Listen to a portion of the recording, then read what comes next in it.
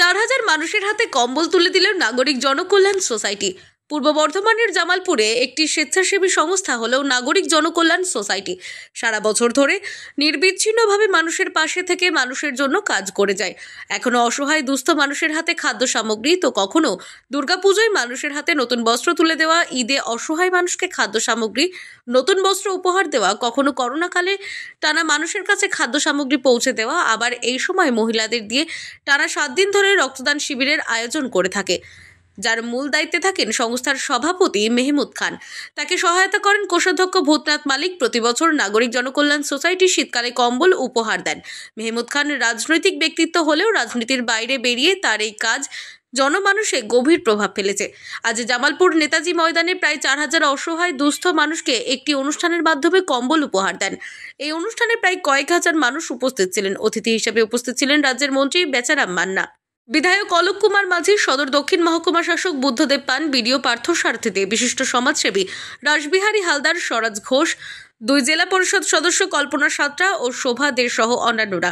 মন্ত্রী বেচারাম মান্না বলেন, রাজ্যের মুখ্যমন্ত্রী এটাই চান, সরকারি সাহায্য ছাড়াও জনরা রাজনীতির সাথেও যুক্ত আছেন, আবার বিভিন্ন স্বেচ্ছাসেবী সংস্থার সঙ্গেও যুক্ত আছেন। তারা এগিয়ে এসে মানুষের পাশে দাঁড়ান। তিনি নাগরিক জনকল্যাণ সোসাইটির সভাপতি মেহমুদ খানের ভূয়সী প্রশংসা করেন। সারা বছর বিভিন্নভাবে মানুষের পাশে থেকে মানুষের সেবামূলক কাজ করে যাচ্ছেন বলে সদর দক্ষিণ মহকুমা শাসকও মেহমুদ খানের প্রশংসা করেন। এভাবে মানুষের পাশে দাঁড়ানোর জন্য সরকারের সঙ্গে স্বেচ্ছাসেবী সংস্থাগুলি যদি এইভাবে এগিয়ে আসেন, তাহলে মানুষের সমস্যা অনেক কমে যাবে।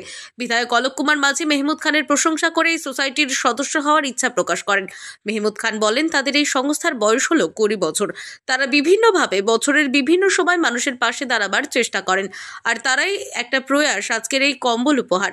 যারা তাদের ডাকে সাড়া দিয়ে এই উপহার নিলেন, তাদের তিনি প্রণাম ও কৃতজ্ঞতা জানান। এভাবেই আগামীতে আরও কাজ করে যেতে চান তিনি আরও বলেন, এই কাজের অনুপ্রেরণা পেয়েছেন রাজ্যের মুখ্যমন্ত্রী মমতা বন্দ্যোপাধ্যায়ের কাছ থেকে। তাকে দেখে তিনি এই কাজ করে যাওয়ার চেষ্টা করেন।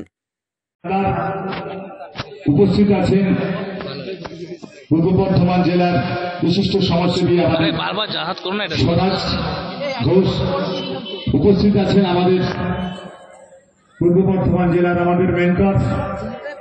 আমাদের উপহার দেওয়ার জন্য আপনাদেরকে আমন্ত্রণ করেছিলাম, আপনারা এসেছেন।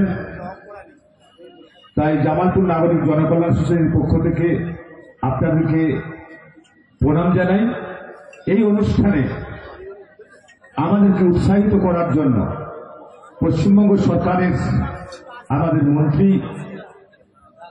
আমাদের বেচারাম মান্না মহাশয় উপস্থিত হয়েছেন আমাদের বর্ধমান জেলার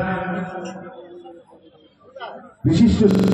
জামালপুর থেকে রাজীব মণ্ডলের রিপোর্ট, আনন্দ বার্তা।